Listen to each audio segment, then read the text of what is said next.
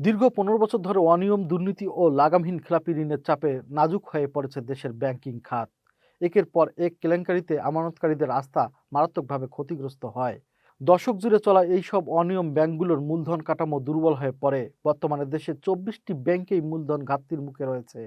অতিরিক্ত খেলাপি ঋণ ও দুর্বল তদারকিতে ব্যাংকিং স্থিতিশীলতা বড় সংকটে পড়েছে।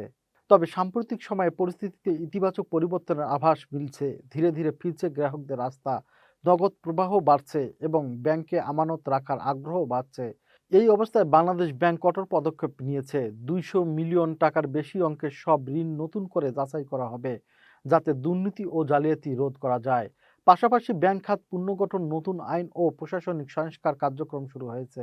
বিশেষজ্ঞরা বলছেন, অগ্রগতি থাকলেও টেকসই স্থিতিশীলতার জন্য আরও কঠোর নজরদারির প্রয়োজন। দীর্ঘদিনের সংকট কাটিয়ে দেশের ব্যাংক খাত ধীরে ধীরে ঘুরে দাঁড়ানোর পথে রয়েছে।